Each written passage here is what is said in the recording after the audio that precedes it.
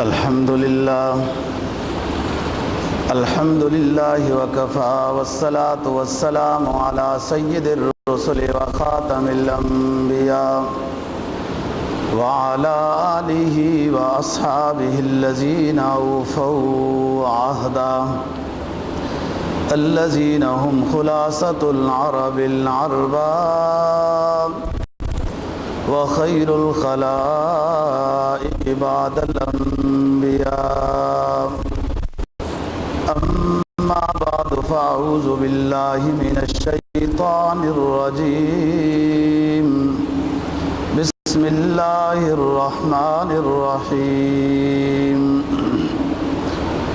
لا تجعلوا دعاء الرسول بينكم كدعاء بعضكم بعضا قد يعلم الله الذين يتسللون منكم لواذا فليحذر الذين يخالفون عن أمره أن تصيبهم فتنة أو يصيبهم عذاب أليم.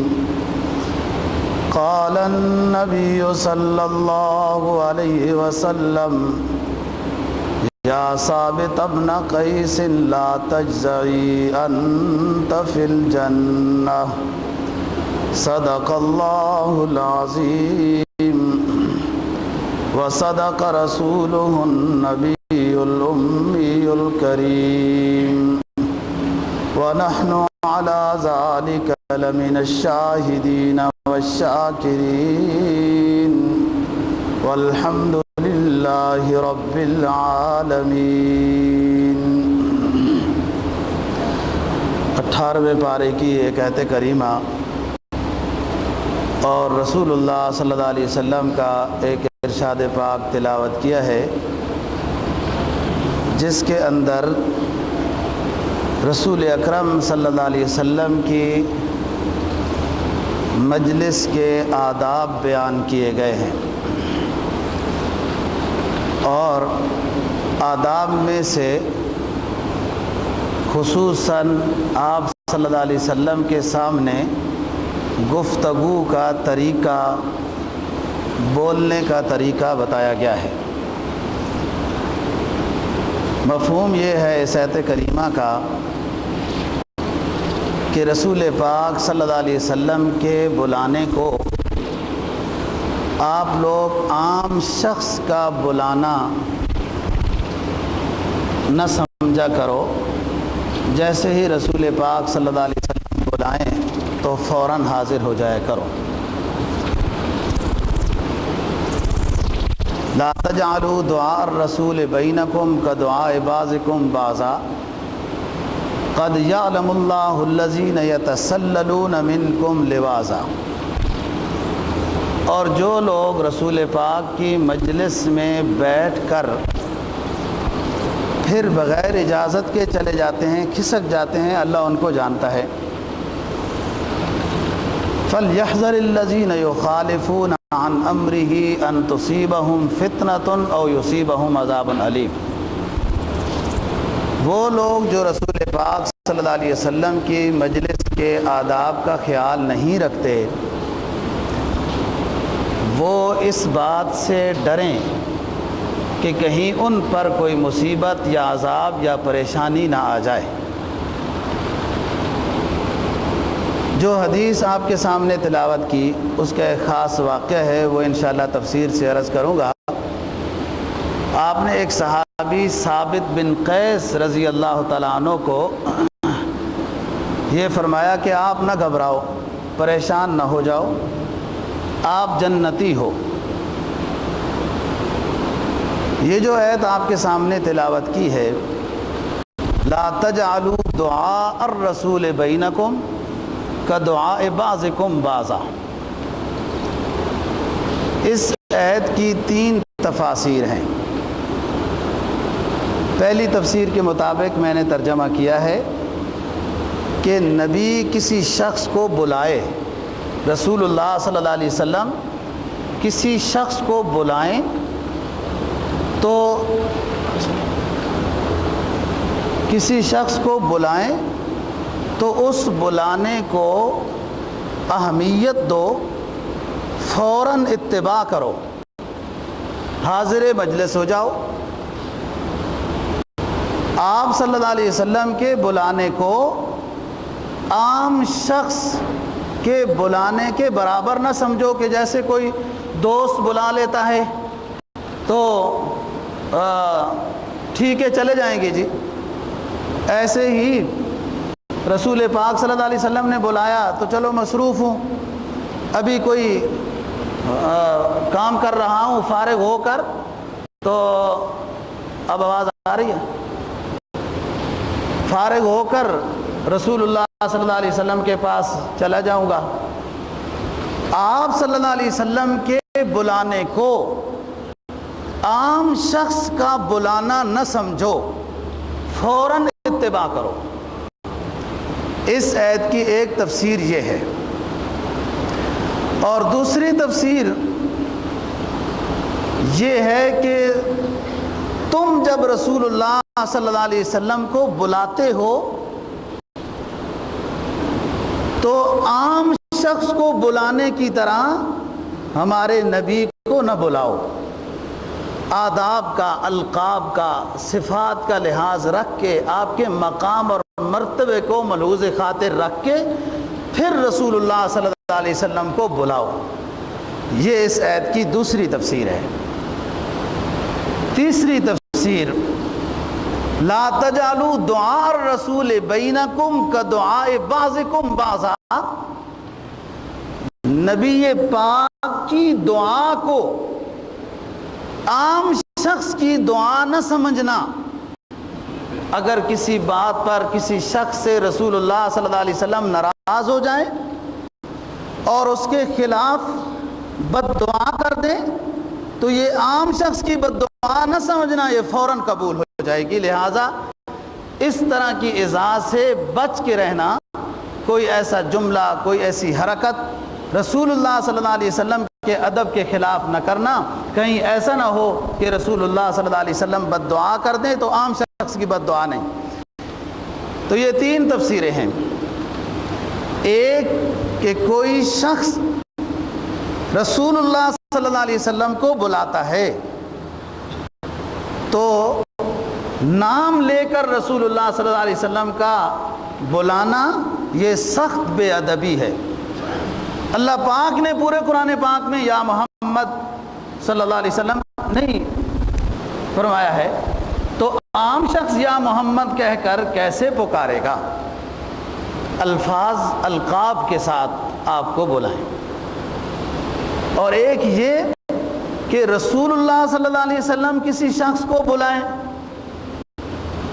اور وہ یہ سوچے کہ چلو میں کسی کام میں مصروف ہوں، اس سے فارغ ہو کر رسول اللہ صلی اللہ علیہ وسلم کے پاس جاتا ہوں، تو یہ بھی بے ادبی ہے۔ جو کام بھی کر رہے ہو فوراً جب بلاوا آیا رسول اللہ صلی اللہ علیہ وسلم کی طرف سے تو اٹھ کر چلے جاؤ، یہ واجب ہے اتباع رسول اللہ صلی اللہ علیہ وسلم کی۔ تو لا تجعلوا دعاء الرسول بینکم کدعاء بعضکم بعضا، آپس میں جیسے تم ایک دوسرے کو بلاتے ہو اس طرح رسول پاک صلی اللہ علیہ وسلم کے بلاوے کو نہ سمجھنا، یہ بلاوا اہم بلاوا ہے۔ اور جب آپ کے سامنے بولو تو ادب کے لہجے میں، دبے دبے الفاظ میں بولنا ہے۔ جب دبے دبے الفاظ میں بولنے والا حکم نازل ہوا تو سب صحابہ کرام رضی اللہ تعالی عنہم ڈر گئے کہ بعض دفعہ ہم اونچے آواز سے بول دیتے ہیں، پھر سارے آہستہ آہستہ بولنے لگے۔ اور ثابت بن قیس رضی اللہ تعالی عنہ مشہور صحابی ہیں، یہ اپنے گھر میں ہی بیٹھ گئے اور رونے لگے۔ آپ نے ایک دو صحابہ کرام رضی اللہ تعالیٰ عنہ سے پوچھا کہ کیا بات ہے، ثابت نہیں حاضر ہو رہے؟ تو ساتھیوں نے کہا حضرت وہ بیمار تو نہیں ہے، معلوم نہیں کیوں نہیں آ رہے۔ آپ نے فرمایا اس کو بلا کے لاؤ۔ ایک ساتھی گئے ثابت کو آپ صلی اللہ علیہ وسلم کا حکم نامہ سنایا کہ حضرت یاد فرما رہے ہیں۔ ثابت جلدی سے حاضر خدمت ہوئے۔ آپ صلی اللہ علیہ وسلم نے پوچھا کہ ثابت کیا بات ہے، آپ حاضر نہیں ہو رہے ہو نماز میں، مجلس میں، کیا وجہ ہے؟ عرض کیا کہ حضرت میری آواز قدرتاً اونچی ہے۔ تو یہ آیت جب نازل ہوئی کہ نبی کے سامنے ادب سے اور دبے الفاظ سے بولو، اونچے آواز کے ساتھ سورہ حجرات کی آیت ہے نہ بولو، تو میں یہ سمجھتا ہوں کہ کہیں مجھ سے اونچی آواز سے تو کئی دفعہ گفتگو ہو گئی ہے اور قدرتاً میری آواز اونچی ہے، تو میں تو کہیں جہنمی ہو گیا ہوں، اور قرآن نے بتایا اعمال سارے ضائع ہو گئے ہیں، اس پر پریشانی کی وجہ سے حاضر نہیں ہو رہا۔ آپ نے فرمایا یا ثابت ابن قیس لا تجزع، اے قیس کے بیٹے پریشان نہ ہو، انت فی الجنہ، تو جنتی ہے، یہ تیرے بارے میں نہیں ہے۔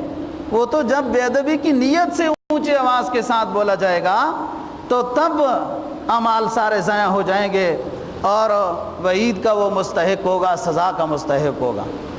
اور پھر فرمایا کہ اے ثابت، کیا تم یہ نہیں چاہتے ہو کہ خوشگوار زندگی گزارو اور شہادت کی موت نصیب ہو جائے تمہیں اور جنت میں داخل ہو جاؤ؟ کہا حضرت ضرور چاہتا ہوں۔ صحابہ کرام رضی اللہ تعالیٰ عنہ فرمایا کرتے تھے کہ جب ثابت بن قیس جا رہا ہوتا تھا تو ہم آپس میں بات کرتے تھے کہ دنیا میں جنتی جا رہا ہے، دنیا میں جنتی جا رہا ہے، کہ رسول اللہ صلی اللہ علیہ وسلم کی بشارت جس کو ہو گئی، آپ کی بشارت تو غلط نہیں ہو سکتی، سچی بشارت ہے، تو دنیا میں جنتی جا رہا ہے۔ جنگ یمامہ میں جو مسیلمہ کذاب کے خلاف حضرت ابو بکر صدیق رضی اللہ تعالیٰ عنہ کے دور میں جنگ ہوئی، یہ وہ شخص ہے جس نے نبوت کا دعویٰ کیا تھا اور بہت بڑی جنگ ہوئی تھی۔ یہ حضرت خالد بن ولید رضی اللہ تعالیٰ عنہ کی زیر قیادت تھی اور اس میں بہت صحابہ کرام رضی اللہ تعالیٰ عنہ شہید ہوئے تھے۔ 1000-1500 کے لگ بھگ تو صرف حفاظ اور قراء شہید ہوئے تھے، لیکن مجموعی طور پر 27000 صحابہ کرام رضی اللہ تعالیٰ عنہ اس جنگ یمامہ میں جو مسیلمہ کذاب کے مقابلے میں ہوئی تھی شہید ہوئے ہیں، اور اللہ تعالیٰ نے فتح نصیب کی۔ یہ شخص جنگ یمامہ میں گھس گئے تلوار لے کر اور کاٹتے کٹاتے آخر میں شہید ہو گئے حضرت ثابت بن قیس رضی اللہ تعالیٰ عنہ، اور رسول اللہ صلی اللہ علیہ وسلم کی اس بشارت کا عملی نمونہ بن گئے کہ آپ زندگی خوشگوار گزارو اور شہادت نصیب کرو اور پھر جنت میں داخل ہو جاؤ۔ جب شہید ہو گئے تو ایک صحابی کی خواب میں آئے اور اس صحابی کو حضرت ثابت نے یہ فرمایا کہ فلانے پہاڑ کے اوپر چلے جاؤ، بڑے سے پتھر کے نیچے میری زرہ پڑی ہوئی ہے وہ لے لو، میرا گھوڑا فلانے درخت کے ساتھ باندھا ہوا ہے وہ کھول لو، اور یہ دونوں چیزیں جا کر خلیفہ وقت امیر المؤمنین حضرت ابو بکر صدیق رضی اللہ تعالیٰ عنہ کو جا کر دو، اور فلاں بن فلاں کا میں نے اتنا قرضہ دینا ہے، حضرت سے درخواست کرنا کہ میرا قرضہ ادا کر دیں، میری زرہ قیمتی ہے، اس کو بیچ کر میرا قرضہ ادا کر دینا، میں فلاں بن فلاں کا قرضہ دینا ہے اور میں راضی ہوں اللہ کے فیصلے پر، میں اپنے رب سے جا ملا ہوں۔ تاریخ اسلام میں یہ ایک شخص ہے ایسا کہ جس کی وصیت مرنے کے بعد ہوئی اور نافذ العمل ہوئی۔ جب اس صحابی نے جس نے خواب دیکھی رسول اللہ صلی اللہ علیہ وسلم کی خدمت میں حضرت ابو بکر صدیق رضی اللہ تعالیٰ عنہ کی خدمت میں حاضر ہوا، عرض کیا حضرت ثابت بن قیس شہید ہو گئے اور میری خواب میں آ کر یہ وصیتیں کی ہیں۔ انہوں نے پہلے سے ہی اس وصیت کے مطابق وہ زرہ ڈھونڈ لی تھی اور گھوڑے کو کھول لیا تھا. اسی طرح پتھر کے نیچے زرہ پڑی تھی اور درخت کے ساتھ ان کا گھوڑا باندھا ہوا تھا. جب حضرت ابوبکر صدیق رضی اللہ تعالیٰ عنہ کی خدمت میں حاضر ہوئے اور پورا واقعہ سنایا تو حضرت نے اس فلاں بن فلاں کو بلایا کہ کیا ثابت نے آپ کا اتنا قرضہ دینا ہے؟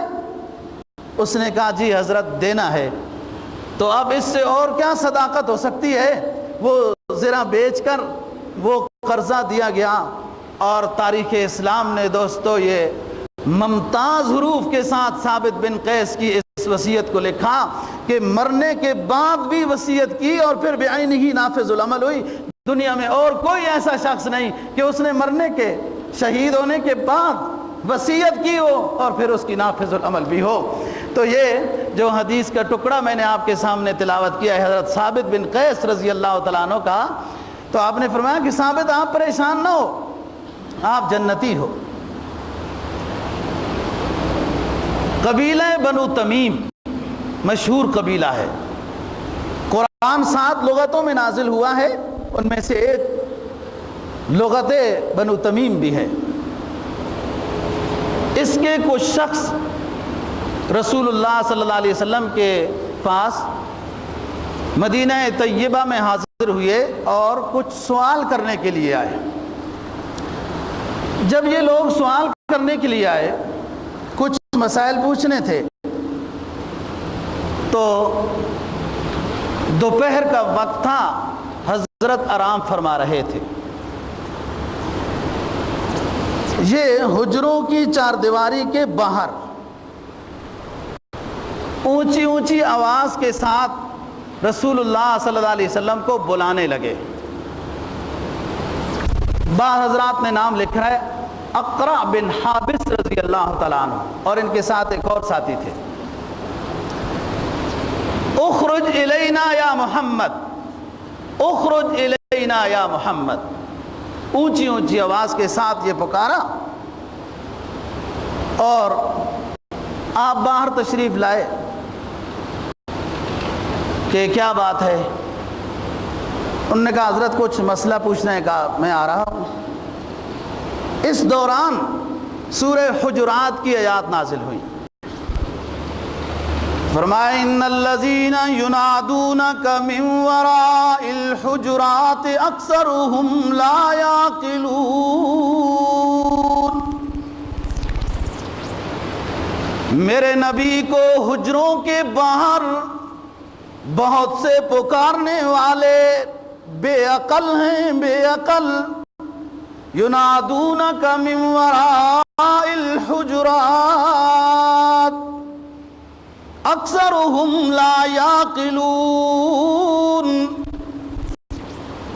اور میں اپنے نبی کو جب وحی کا گلدستہ دینا چاہتا ہوں تو جبرائیل، دروازے جبرائیل سے جبرائیل مدینہ طیبہ میں باب جبرائیل سے اجازت لے کر داخل ہوتے ہیں. یہ کون سے کہاں سے دیہاتی آ گئے جنہیں امام الانبیاء کو پکارنے کا طریقہ بھی نہیں آتا. یا ایھا الذین آمنوا لا ترفعوا اصواتکم فوق صوت النبی ولا تجهروا له بالقول كجهر بعضكم لبعض ان تهبط اعمالكم وانتم لا تشعرون. اے اہل ایمان، اپنی آوازوں کو میرے پیغمبر کی آواز سے اونچا نہ کیا کرو، اور آپس میں جیسے ایک دوسرے کو پکارتے ہو ایسے بھی میرے پیغمبر کو نہ پکارا کرو، ورنہ تمہارے تمام اعمال برباد کر دوں گا اور تمہیں پتہ بھی نہیں چلے گا. یہ آیات نازل ہو گئیں جب اقرع بن حابس نے جو اونچی آواز کے ساتھ رسول اللہ صلی اللہ علیہ وسلم کو بلایا، اور پھر جو اچھے سمجھدار پڑھے لکھے آداب مجلس سے واقف تھے ان کی تعریف کی قرآن پاک نے وحی کے ذریعے سے. فرمایا ان الذین یغضون اصواتهم عند صوت النبی، ان الذین یغضون اصواتهم عند رسول اللہ، وہ لوگ جو ہمارے نبی کی مجلس میں آ کر دبے دبے الفاظ سے بولتے ہیں، لہم مغفرۃ واجر عظیم. رہ گئی ہے تو حافظ صاحب نے سارے لا دیا ہے کہ غلطی ہو گئی. فرمایا ان الذین یغضون اصواتهم عند رسول اللہ اولئک الذین امتحن اللہ قلوبهم للتقوی لہم مغفرۃ واجر عظیم.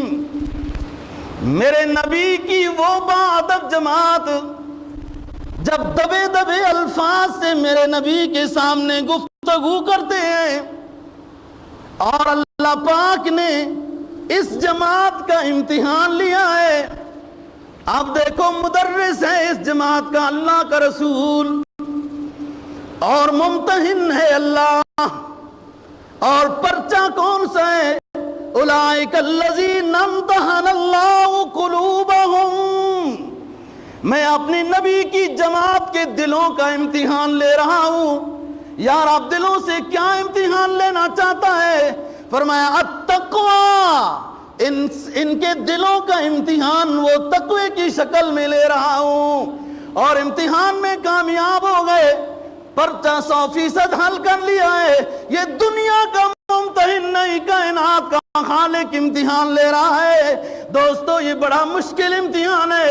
یہ تلواروں کے سائے میں امتحان دینا پڑا، یہ گردنیں کٹانے کی شکل میں امتحان دینا پڑا، یہ پیٹوں پہ پتھر باندھ کر یہ امتحان دینا پڑا، یہ کئی دن صفہ اصحاب رسول میں بے ہوش پڑے رہنے سے امتحان دینا پڑا. یہ میں نے امتحان لیا، رب فرما رہا ہے میں نے امتحان لیا. اپنے نبی کی جماعت کا امتحان ان کے دلوں کا لیا کہ تقوی ان میں کتنا ہے. یہ امتحان میں کامیاب ہو گئے. پھر انعام کیا ملا؟ لہم مغفرۃ واجر عظیم.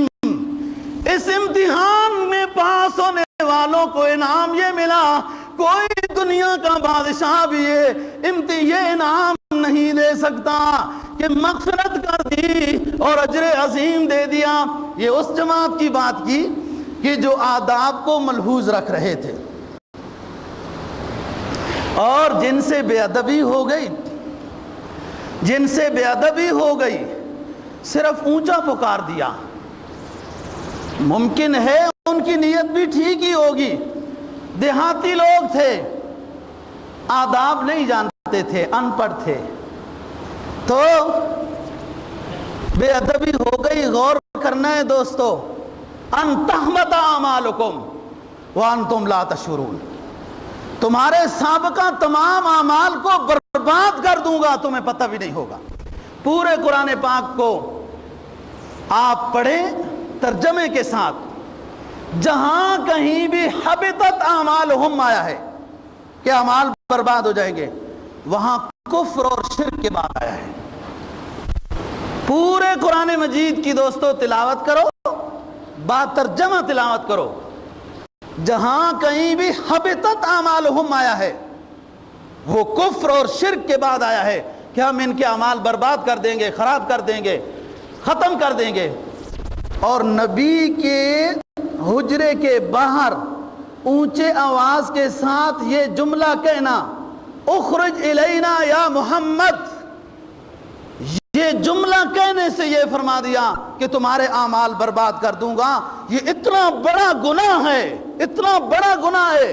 نبی کو بے ادبی سے پکارنا یہ اتنا بڑا گناہ ہے کہ اعمال سارے ضائع ہو جائیں گے، ختم ہو جائیں گے. بہت بڑے بڑے مفسرین نے حضرت عجیب بات لکھی ہے. حضرت قاضی ابو بکر بن عربی رحمہ اللہ تعالی مشہور مفسر قرآن ہیں. اور اس کے علاوہ بھی دیگر مفسرین نے اس آیت کے تحت یہ مسئلہ لکھا ہے کہ یہ ادب کا پیغام قبل الموت و بعد الموت یکساں ہے۔ رسول پاک صلی اللہ علیہ وسلم کے زمانہ حیات میں بھی یہی حکم ہے کہ آپ کے سامنے اونچی آواز کے ساتھ اور نام سے، علم سے نہیں پکارنا، اور آپ دنیا سے پردہ کر گئے، اپنے روزے میں تشریف فرما آرام فرما رہے ہیں، روزے کے باہر بھی اونچی آواز کے ساتھ پکارنا بے ادبی ہے۔ یہاں جنبش لب بے قیدہ بے ادبی ہے کہ آپ آرام کر رہے ہیں لیکن اونچی آواز کے ساتھ کوئی شخص الصلاۃ والسلام علیک یا رسول اللہ کہتا ہے تو بھی بے ادبی۔ آرام سے، دھیمے دھیمے الفاظ میں، ادب کے ساتھ، دل سنجیدہ سنجیدہ، زبان رنجیدہ رنجیدہ، دل سنجیدہ سنجیدہ، اس طرح کے حالت کو طاری کر کے میرے پیغمبر کے روزے کے پاس جا کر سلام پیش کرنا ہے۔ اور اگر وہاں بھی اونچے آواز کے ساتھ سلام پیش کر دیا، بے ادبی ہو گئی، اعمال ضائع ہو گئے۔ لہٰذا اس چیز کا خیال رکھنا چاہیے دوستو، جب جہاں رسول پاک موجود ہوں وہاں پر یہ بات ہے، آرام فرما رہے ہیں، اور امت مسلمہ کا مسلمہ عقیدہ ہے اس حدیث کی روشنی میں کہ رسول اکرم صلی اللہ علیہ وسلم کا فرمان ہے، میرے روزے کے پاس جب کوئی مجھ پر سلام بھیجتا ہے میں خود سنتا ہوں، اس کا جواب دیتا ہوں۔ ہمیں اس کی تحقیق کی ضرورت نہیں ہے، فرمان رسول صلی اللہ علیہ وسلم ہمارے لیے کافی ہے۔ اور تو پھر ادھر ادھر حلقے لگا کر، گیت گا کر صلاۃ و سلام پیش کرنا کس شریعت سے ثابت ہوا ہے؟ یہ بے ادبی ہے۔ ادب سے سلام پیش کرنا ہے وہاں پر بھی۔ اور حضرت عبداللہ ابن عباس رضی اللہ تعالیٰ عنہما اور دیگر صحابہ کرام رضی اللہ عنہم فرمایا کرتے تھے کہ ہمیں تو یہ درس دیا گیا ہے اپنے بزرگوں، اپنے اساتذہ، اپنے بڑوں علماء محدثین کے سامنے بھی اسی ادب کا خیال رکھنا ہے کہ ادب سے بولنا ہے، اونچی آواز کے ساتھ نہیں بولنا ہے، اور بے ادبی سے ان کے ساتھ گفتگو نہیں کرنی ہے۔ حضرت ابی ابن کعب رضی اللہ تعالیٰ عنہ مشہور صحابی ہیں، اور آپ نے ان کو لقب دیا تھا اقرأہم ابی ابن ابی کعب، سب سے پیارا قرآن پڑھنے والا ابی ہے۔ اور یہ وہ ابی ہے جس نے مسجد نبوی میں سب سے پہلے 20 رکعتیں پڑھائی ہے۔ حضرت عمر فاروق رضی اللہ تعالیٰ عنہ نے جب اجماع منعقد کیا صحابہ کرام کو بلا کر 20 تراویح پر، تو مسجد نبوی کا پہلا مصلی سنانے والا حافظ ابی ابن کعب رضی اللہ تعالیٰ عنہ ہے۔ حضرت ابی کو پیارا قرآن پڑھتے تھے، اور آپ صلی اللہ علیہ وسلم فرمایا کرتے تھے یا ابی اقرأ انا اسمع، ابی پڑھو میں سنتا ہوں۔ تو ابی کہتے تھے کہ حضرت آپ کے ہوتے ہوئے میں پڑھوں؟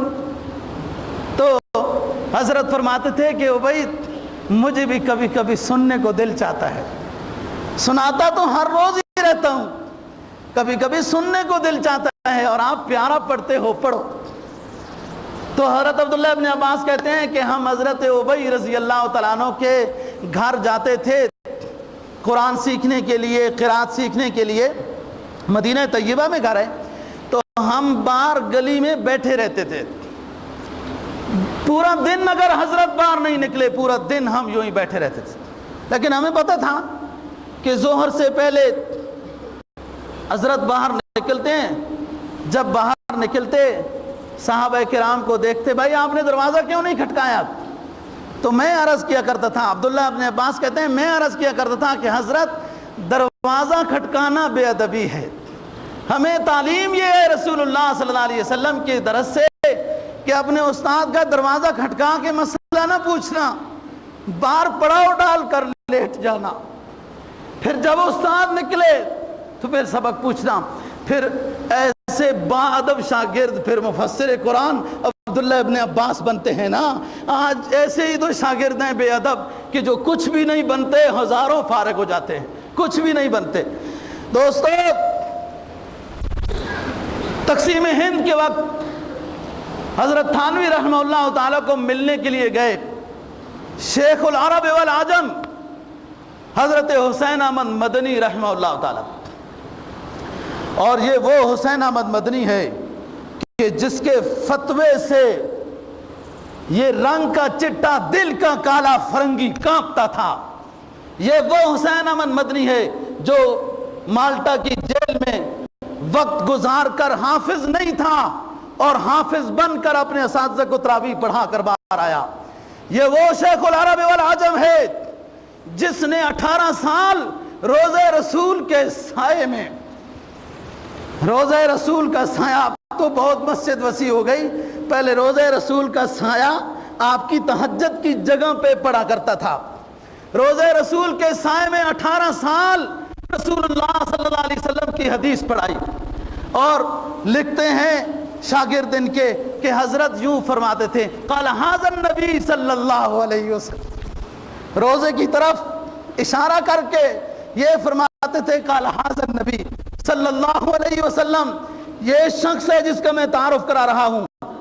اور یہ ملنے کے لیے گئے تھانہ بھون میں حضرت محمد اشرف تھانوی رحمہ اللہ تعالیٰ کو، رات دیر سے ریل پہنچی، خانقاہ کے باہر فٹ پاتھ پر یہ رات کو لیٹے رہے۔ صبح تہجد کے وقت جب خانقاہ کھلی، حضرت تھانوی نے دیکھا کہ عجیب بات ہے، یہ دنیا کے بڑے علماء باہر فٹ پاتھ پر لیٹ رہے ہیں۔ ان سے معذرت کی کہ حضرت آپ نے دروازہ کیوں نہیں کھٹکایا، جگایا کیوں نہیں؟ کہا ہمارے پیغمبر کا درس یہ ہے، ان الذین ینادونک من وراء الحجرات اکثرهم لا یعقلون، کہ حجروں کے باہر جو پکار بیٹھتے ہیں اپنے اساتذہ کو، معلم کو، نبی کو، اپنے بڑے کو، وہ بے عقل ہیں۔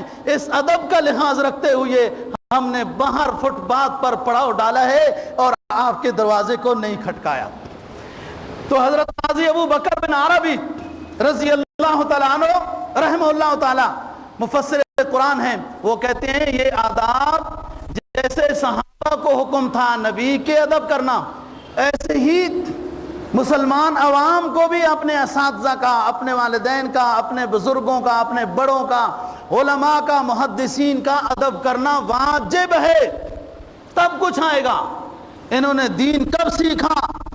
رہ کر شیخ کی خدمت میں، بڑے کالج کے چکر میں، مرے صاحب کے دفتر میں، انہیں کیا پتا علم کیسے آتا ہے اور کیسے شب تلمذ بچھانا پڑتا ہے اساتذہ کے سامنے، تب جا کر کچھ حصہ علم ملتا ہے، کچھ نور ملتا ہے علم نبوت کا۔ فرمایا لا تجعلوا دعاء الرسول، علماء نے انہی آیات کے تحت یہ لکھا ہے کہ جب قرآن مجید پڑھا جا رہا ہو تو اس وقت بھی خاموشی کے ساتھ، ادب کے ساتھ سننا واجب ہے۔ ہاں ریڈیو میں قرآن مجید آ رہا ہو یا قاری پڑھ رہا ہو، جب کسی کام میں مصروف ہو آپ بند کر دیں۔ اور امر کے ساتھ حکم فرمایا قرآن پاک نے، فرمایا وَإِذَا قُرِئَ الْقُرْآنُ فَاسْتَمِعُوا لَهُ وَأَنصِتُوا لَعَلَّكُمْ تُرْحَمُونَ۔ جب تمہارے سامنے لوح محفوظ میں محفوظ رکھنے والی کتاب، کتاب اللہ، قرآن مجید کی تلاوت ہو تو خاموش ہو جاؤ، ادب سے سنو۔ جب یہ پہلو اختیار کرو گے کتاب کے سننے کے، لعلکم ترحمون، تو یقیناً تم پہ رحم کیا جائے گا۔ اور جو قرآن پڑھا جا رہا ہو تو شور مچاتے ہیں، ان کا بھی طرز تکلم قرآن نے نقل کیا ہے۔ فرمایا وقال الذین کفروا لا تسمعوا لہذا القرآن والغوا فیہ لعلکم تغلبون۔ کفار نے میٹنگ بلائی، میٹنگ یہ مکتب کتاب اللہ کی آواز کے بلند کرنے والے کیسے مٹائیں گے؟ کہاں شور مچاؤ، میٹنگ بلائی کفار نے میٹنگ، یہ اللہ کی کتاب کے ترانے گونج رہے ہیں، انہیں کیسے دبائیں گے؟ اس پر مشورہ ہو رہا ہے، اور مشورے میں طے یہ ہوا ہے کہ والغوا فیہ، جہاں قرآن پڑھا جا رہا ہو وہاں شور مچاؤ، لعلکم تغلبون، ہو سکتا ہے کامیاب ہو جاؤ، تم شور مچاؤ تو حافظ کو متشابہ لگ جائے گا، ہو سکتا ہے کامیاب ہو جاؤ۔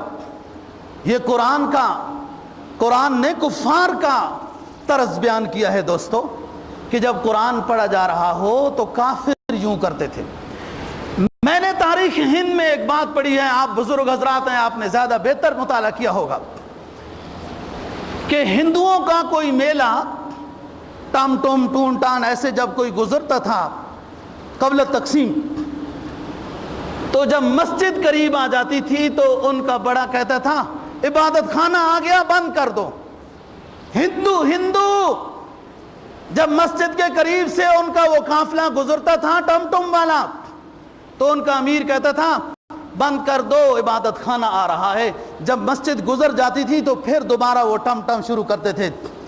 افسوس کی بات کر دوں دوستو، مسجد کے قریب لوگ اپنے گاڑیوں کو روک کر موسیقی سننا زیادہ ناز سمجھتے ہیں اور فخر سمجھتے ہیں، اور ہیں بھی مسلمان۔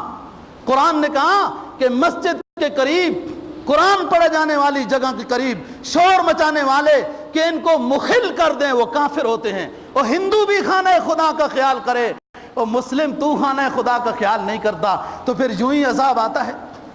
اور ایسے ہی علماء نے لکھا ہے کہ جب رسول اللہ صلی اللہ علیہ وسلم کا فرمان نقل کیا جا رہا ہو، آپ کی حدیث مبارک پڑھی جا رہی ہو، آرام سے ادب کے ساتھ سنو، یہ بھی ثواب ہے، اور جب اس کے بعد اٹھ کر چلے جاؤ گے عمل کرو گے وہ دوہرا ثواب ہے۔ رسول اکرم صلی اللہ علیہ وسلم کی حدیث حتیٰ کہ بیان کرتے وقت بھی علماء جھجکتے رہتے ہیں کہ کہیں لفظ میں تاخر تقدم نہ ہو جائے، بے ادبی ہے، گناہ ہے۔ اور صحیح حدیث ہے رسول اللہ صلی اللہ علیہ وسلم کی، فرمایا من کذب علی متعمدا فلیتبوأ مقعدہ من النار، جو میرے بارے میں جھوٹ منسوب کرے کہ یہ نبی کا فرمان ہے جبکہ میرا فرمان نہیں، صرف روب ڈال رہا ہے مجمع پر، ساتھیوں پہ اپنی تعلی ظاہر کر رہا ہے کہ میں حدیث نقل کر رہا ہوں جبکہ میرا فرمان نہیں، میری طرف جھوٹ منسوب کر رہا ہے، اسے چاہیے کہ اپنے آپ کو جہنم کے لیے تیار کر لے۔ کتنی سخت وعید، سنو ادب سے اور عمل کرو گے دوہرا ثواب ہے۔ اور بے ادبی کر دی تو وہی بے ادبی کہ رسول کی ذات کے سامنے اونچی آواز سے بولنا یا نبی کے فرمان کے سامنے اونچی آواز اور بے ادبی سے بولنا، دونوں معنی واحد ہے۔ فرمایا لا تجعلوا دعاء الرسول بینکم کدعاء بعضکم بعضا، نبی کی پکار کو عام پکار نہ سمجھنا، جب آپ اعلان کریں پکاریں کسی کو دوڑتے ہوئے آؤ، اور جب آپ لوگ بلاؤ تو یا رسول اللہ، یا حبیب اللہ، یا نبی اللہ، ادب کے ساتھ اجازت لے کر۔ اور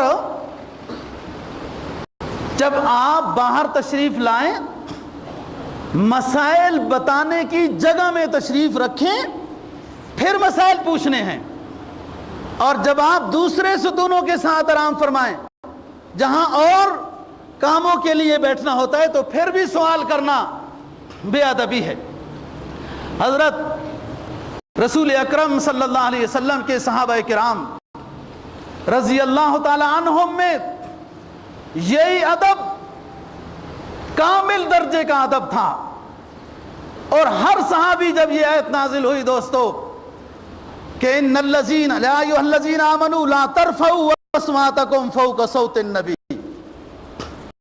کہ اونچی آواز نہ کرنا، تو ہر صحابی سوچنے لگا کہ کبھی مجھ سے بھی اونچی آواز ہو گئی ہوگی، کبھی مجھ سے بھی ہو گئی، اور رونے لگے، گناہوں کی معافی میں مصروف ہو گئے، کہیں ایسا نہ ہو عمل ضائع ہو چکا ہو۔ اور یہی ادب پھر چلتا آیا، جو جتنا با ادب ہوا وہ اتنا مقام پاتا گیا۔ حضرت شیخ عبد القادر جیلانی رحمہ اللہ تعالی بہت اونچے بزرگ ہیں، جن کو پیران پیر کہتے ہیں، اور یہ شافعی المسلک ہیں۔ اور آپ کو بتاؤں، حنفی مسلک تھوڑا سا آسان ہے، شافعی مسلک سخت ہے۔ عقیدے میں تو تقریباً برابر ہیں، لیکن دیگر امور میں بہت سخت ہیں۔ چنانچہ ان حضرات کے نزدیک تو نماز جان بوجھ کر اگر چھوڑ دی تو قریب من الکفر ہو گیا ہے۔ ویسے دلچسپی کے طور پر تو پیران پیر شیخ عبد القادر جیلانی رحمہ اللہ تعالی فلاں اور فلاں اور فلاں، بھائی اصل تو بات یہ ہے کہ ان کے اقوال پر، افعال پر، طریقہ کار پر عمل کرو کہ وہ نیک کتنے تھے، نماز کے پابند کتنے تھے۔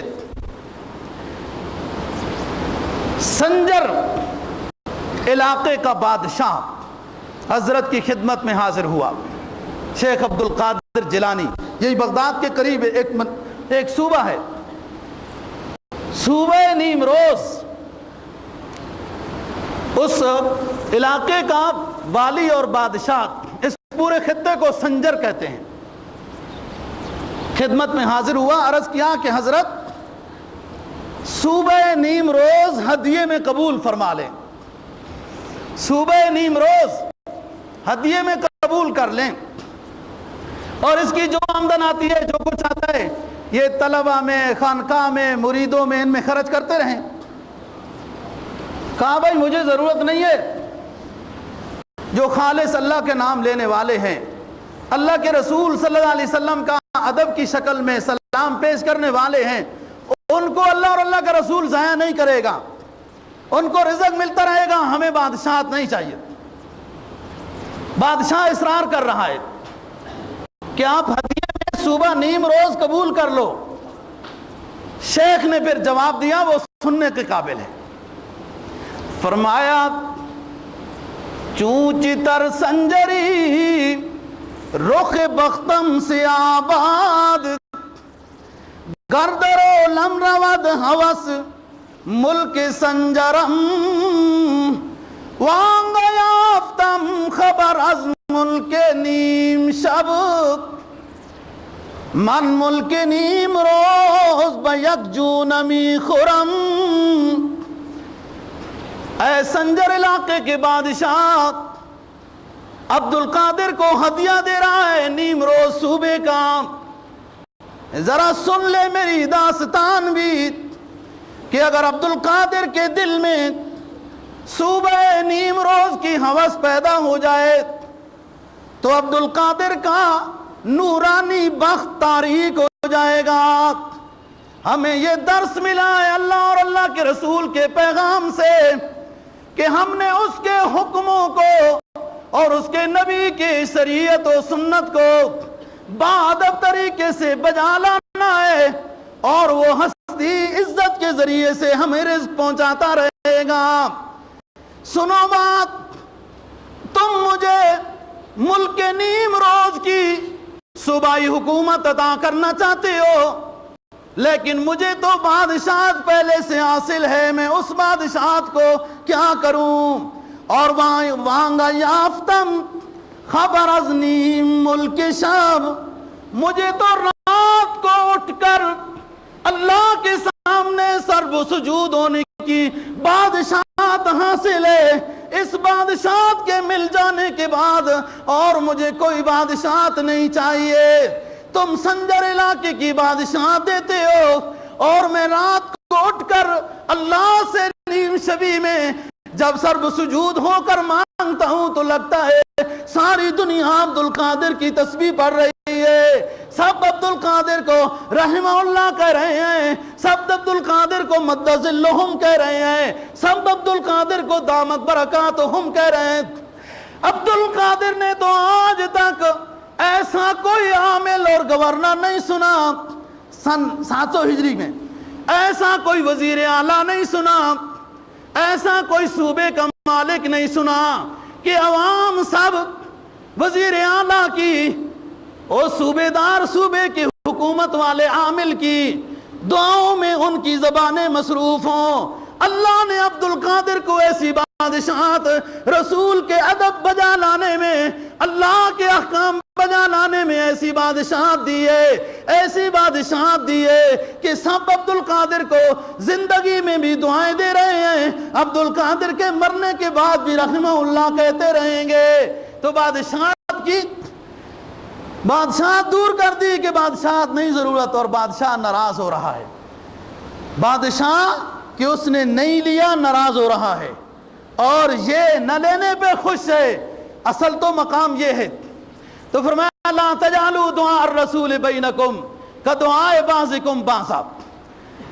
میں ایک بزرگ کے ساتھ مجلس میں بیٹھا تھا، اس معزز شخص نے مجھے ایک ادب کی عجیب بات سنائی کہ جب علامہ اقبال مرحوم، نہیں هذا قول اقبال اخذت من اقبال عز، کہ علامہ اقبال جب دنیا سے جانے لگا بیمار تھا، ادب دیکھو رسول اللہ صلی اللہ علیہ وسلم کا ادب، تو اب وہ معافی کی دعا کر رہا ہے، کہتا ہے تو غنی از دو عالم من فقیر، روز معاشر عذر ہائے، روز معاشر عذر ہائے من پذیر،